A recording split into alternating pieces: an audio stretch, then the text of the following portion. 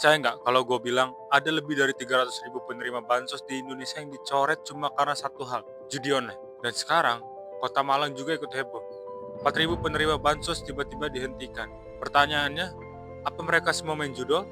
Atau ada masalah yang lebih besar dari itu? Data yang amburadul, sistem yang salah sasaran, dan mentalitas masyarakat yang salah arah? Ini bukan sekedar soal bansos, ini soal kenapa negara bisa rugi miliaran hanya karena data, perilaku, dan literasi keuangan masyarakat yang semakin darurat. Dan kalau lo pikirin tidak berdampak ke hidup lo salah besar bro.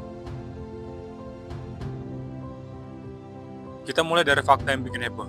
Menteri Sosial Gus Ipul menyatakan lebih dari 300.000 penerima bansos dicoret karena ketahuan terlibat judi online. Ini bukan sekedar angka, ini menunjukkan betapa besar dan seriusnya masalah judi online di Indonesia.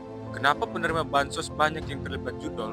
Pertama, secara psikologis, masyarakat dengan kondisi ekonomi rendah jauh lebih rentan terhadap gambling addiction.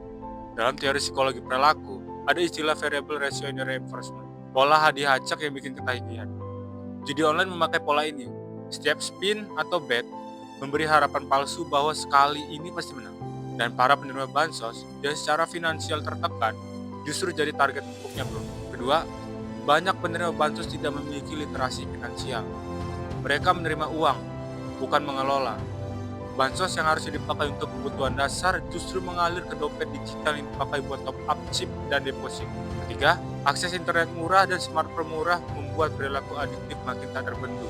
Tidak perlu pergi ke kasino, tidak perlu sembunyi-sembunyi. Semua bisa dilakukan dari kamar. Ketika Kemensos mencoret 300.000 penerima bansos yang terlibat judol, itu bukan sekedar hukuman, itu adalah alarm keras bahwa masalah kita bukan hanya ekonomi, tapi mental, psikologis, dan kurangnya kontrol sosial. Jadi ketika kota Malang mendapati 4.000 penerima bansos dihentikan, masyarakat langsung mengaitkannya dengan judol. Tapi apakah benar bro? Atau justru rumitnya data sosial yang selama ini kita abaikan? Menurut Kepala Dinsos Kota Malang, 4.000 penerima bansos telah dihentikan.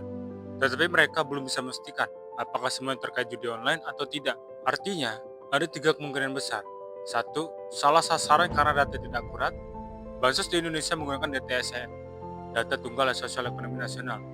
Tapi data ini sebenarnya gabungan dari banyak sumber. PTKS, Teks Sosial Penas, P3KI Kemenko PMK, pendataan lokal.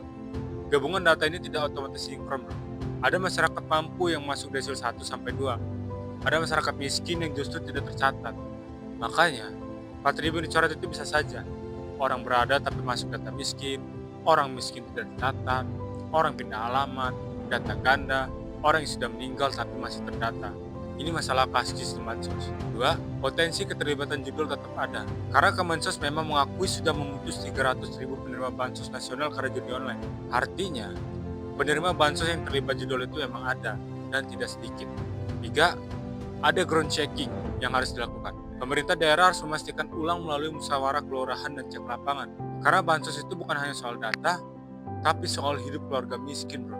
Ketidakakuratan data membuat ribuan orang yang seharusnya mendapat bantuan malah tidak dapat. Sedangkan mereka yang tidak berhak justru menikmati uang negara. Dan ketika masyarakat mulai mengaitkan semuanya dengan judol, sebenarnya itu menunjukkan satu hal. Betapa rusaknya citra penerima bansos akibat perilaku sebagian kecil yang menyalahgunakan bantuan.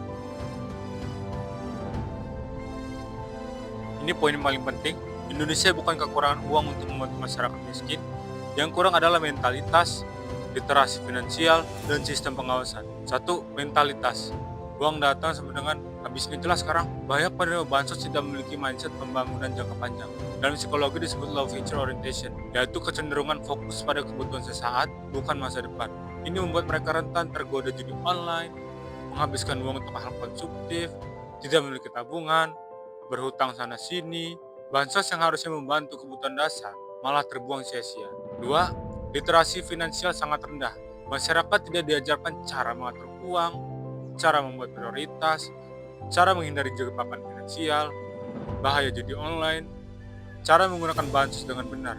Padahal, bansos tanpa edukasi hanya akan jadi tambal sulam. 3. Lemahnya pengawasan dan data yang tidak sinkron. Bansos di Indonesia selalu bermasalah karena data ganda, data lama, update lambat, tidak ada validasi lapangan, manipulasi data desa atau RT. Ketika data buruk bertemu mentalitas buruk, lahirlah masalah besar seperti ini, Bro. 4. Efek domino bagi penerima bansos lain. Perilaku sebagian kecil penerima bansos yang menjudol mencoreng nama jutaan rakyat kecil yang benar-benar butuh bantuan tersebut. Ini membuat masyarakat jadi sinis dan cepat menghakimi. Penerima bansos itu mah males-males. Malah palingan penerima bansos cuma buat judi. Padahal, mayoritas mereka bekerja keras dan sangat membutuhkan bantuan itu. Jadi masalah ini bukan hanya tentang judol, tapi tentang keadilan sosial dan masa depan kesejahteraan rakyat miskin. Masalah 4.000 penerima bansos yang dicoret ini bukan cuma soal data atau soal judi online. Ini cermin dari kondisi masyarakat kita, bro.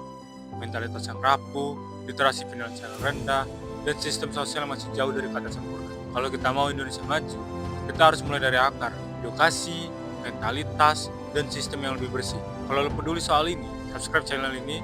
Gue akan terus bahas isu sosial, mindset, dan perbaikan diri yang relevan dengan hidup kita sekarang.